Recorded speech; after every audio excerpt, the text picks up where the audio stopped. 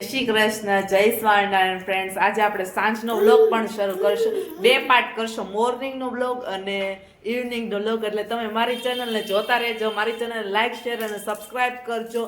અને તમને આવા અવનવા વ્લોગો ગમતા હોય તો તમે મને કમેન્ટ કરજો. તમે જે કહેશો એ પ્રમાણે હું તમને વ્લોગ બનાવી દઈશ. તમારે રેસિપી જોતી હોય તો પણ કમેન્ટ તમે કરજો.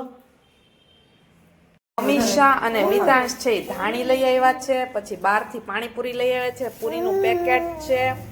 આ પાણીપુરીની પૂરી છે, આ એક્સ્ટ્રા પૂરીનું પેકેટ છે, આ પાણીપુરી પૂરી છે, સાદી પૂરી લાવ્યા છે, રગડા પૂરી લાવી છે, આ રગડો છે અને આમાં મસાલો છે. ફ્રેન્ડ્સ તમે જોઈ શકો છો. ફ્રેન્ડ્સ આટલી બધી વસ્તુ લાવ્યા છે. ચાલો આજે પાણીપુરીની મોજ છે. આજે સાંજે પાણીપુરી ખાવાની છે. મસાલો આવ્યો છે, પછી આ તીખું પાણી છે, આ રગડો છે, આ ગળું પાણી છે અને અમીષા બનાવે છે રગડોની પૂરી અને સાદી પૂરી બંને બનાવે છે.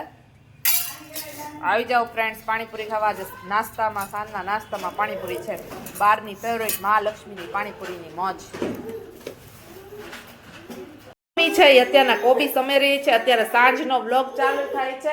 અત્યારના ફ્રેન્ડ્સ કેટલા વાગ્યા છે? 7 વાગ્યા છે. મમ્મી કોબી સમારી રહી છે અત્યારના, બરાબર છે.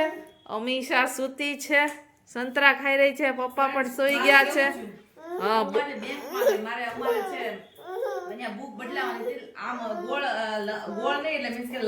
ચોરસ બુક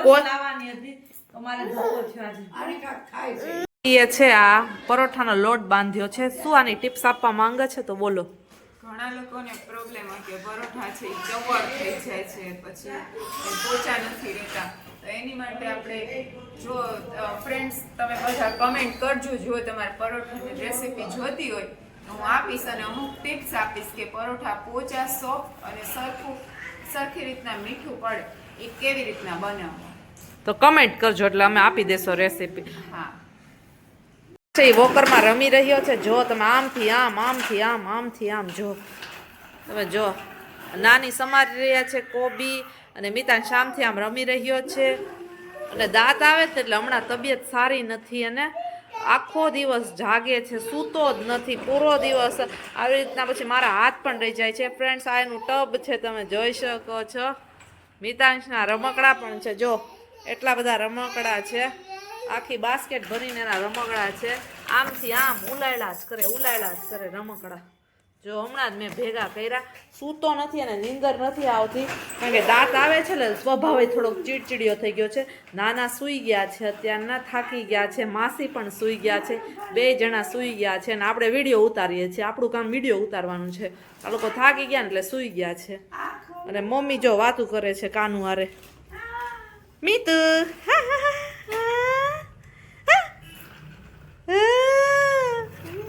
કરી રહી છે. બસ જો અત્યારે લસણ ફોલી રહી છું. ગાંઠિયાનું શાક આજ બનાવવાનું છે ને, લસણનું ગાંઠિયું. હા લોટ તો બંધાઈ ગયો, અમે જોઈ જ લીધો છે. હા હા લસણ સાદું મમ્મી માટે અને લસણ લસણી બનાવવાનું છે. ફ્રેન્ડ્સ આવું જમવાનું મેનુ છે રાતનું. પાણીપુરી ખાધી, પાવભાજી ખાવાનું મન હતું પણ એમ થયું કે હવે પાવભાજી ખાશું ને પેટ બગડી જાય એટલે નહીં હવે 2 દી પછી ખાશું. એટલે આપણે આ બહારની પાણીપુરી ખાધી એટલે આજે આપણે થોડોક વિરામ લઈએ બહારના ખોરાક ને ઘરનું ગાંઠિયાનું શાક, લસણ વાળું અને લસણ વગરનું અને પરોઠા. 2 ટાઈપના. મમ્મી લસણ છે હમણાં થોડાક દાંત આવે ને એટલે બહારનું ઓછું ખાય તો વધારે. પછી એકવાર હોટલમાં જવું છે જમવા પણ હવે હોળી ધૂળેટી જાય પછી જશું ત્યાં ઠંડી ઓછી થાય કેમ કે મિતાંશ ઠંડી લાગી જાય એટલે. અને મિતાંશની તબિયત સારી નથી પાછી. મિતાંશ આમ તબિયત સારી છે પણ એ ચીડચીડિયો બહુ રહી છે. દાંત હવે નીકળી જ ગયા છે ઘણી પણ હવે હાવ બહાર આવી જાય ને તો કામ થઈ જાય. અને આખો દિવસ છે ને સૂતો જ નથી. આમથી આમ આટા જ મારો, આટા જ મારો. જીવ ચંચળિયો થઈ ગયો છે. ચંચળ બહુ છે અમારે. પેલા નાનો હતો તો ઉઠતો નહીં, હવે હું સૂતો જ નથી. આખો દિવસ જાગે કરે, રાત સિવાય સૂતો નથી. રાતે ઊંધો ચટો આડો ઓળો ઉઈ જાય છે. શું કરું આપણે? રાતના 12 વાગ્યા સુધી તો સુવે જ નહીં, પછી લાઈટ બંધ કરીએ પછી જ સુવે. અને આટા મારવા માસી આટા મરાવે, લાડ લડાવે. હા, નાની પાછા જમાડે સુઈ જાય પછી જમાડે સુતો તમે બોલો. હા અત્યારે જો રોવે જ છે. મિતાંશ તારા વખાણ થાય છે દીકરા. બાળકોનું શેમ્પુ હું તેલ ખબર હોય તો કેજો ને. અમારા મિતાંશ થોડાક વાળ ઓછા છે ને તો અમે પેલા એરડિયું લગાડતા, હવે એરડિયું રહેવા નથી દેતો હવે હાથ લગાડીશ તો આખા હાથ બગાડીશ. પછી અમે હિમાલયનું તેલે વાપરું પણ અમને બેબી એર ઓઇલ વાપરું પણ એ હવે અમને પણ ફાવતું. અત્યારે તો નાળિયેર તેલ લગાડે પણ આમ ગ્રોથ સારી થાય એવું કંઈક તેલ કોકોનટ સજેશન કરજો તમે. એટલે આમ ઘેર ઘૂર વાળ આવે. વાળ તો છે પણ ઘેર ઘૂર નથી. બેન છે એ પરોઠા ચોડવી રહી છે. આમાં કઈ ટ્રીક છે ચોડવામાં? ટ્રીક તો આમાં ઘણીવાર સરખું આમાં તેલ લગાડવાનું. અમીષા તેલ ઓછું ન પડવું જોઈએ અને વધારે ન પડવું જોઈએ. પરોઠું હોય એ પ્રમાણે તમારે એટલે ઓછું થાય પરોઠું. અને ફ્લેમ થોડી મીડિયમ હાઈ કરતું રહેવાનું. અને કાચા મળી ને એટલા માટે જો જે સાઈડ આમ જો આ સાઈડ કાચું છે તો સેજ પ્રેસ કરી અને આવી રીતના કરવાનું એટલે બધે વ્યવસ્થિત ડિઝાઇન પડી જશે પરોઠામાં.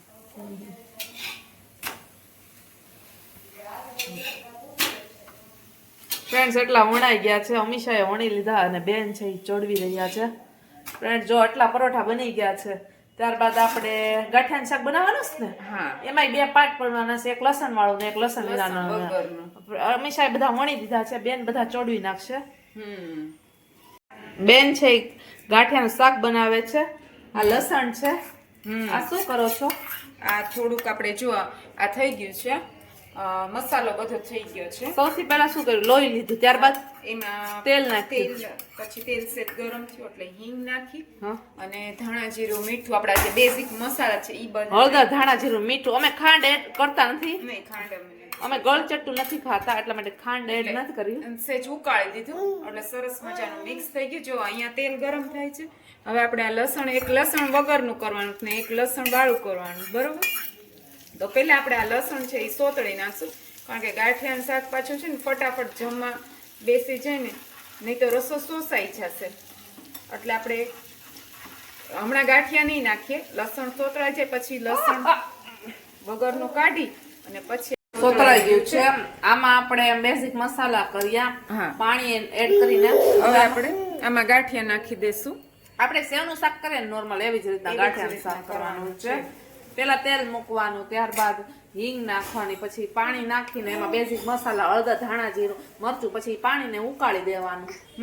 ટમેટા નાખવા હોય તો નાખો. અમે નથી ખાતા એટલે અમે નથી નાખવા. અમે સેવના શાકમાં જ નાખીએ છીએ.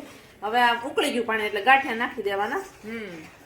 હવે ટેસ્ટ કરી લેવાનું, કાંઈ ઓછું હોય તો પછી એડ કરી દેવાનું તમારે. અને હવે ઉપરથી આપણે આ લસણનો વઘાર પેલા કાઢી નાખશો ને લસણ હા, વિના. પહેલા લસણ વગરનું આપણે કાઢી નાખવાનું, પછી લસણનો વઘાર કરીને લસણનું શાક કરી નાખવાનું. હા લસણ વિનાનું શાક કાઢે છે મમ્મી માટે મમ્મી માટે બેન કાઢે છે. હવે આપણે ઉપરથી લસણનો વઘાર કરશું કારણ કે આપણે લસણનું શાક ખાવું છે ને એટલા માટે પેલા જ નાખી દેવાનું હોય પણ આપણે સેપરેટ થી અલગ કરશું. તમારે બે ટાઈપના બનાવો હોય ને તો આવી રીતના કરવાનું. અલગથી તમારે લસણને સોતળીને નાખી દેવાનું એટલે બે સચવાઈ જાય એમ.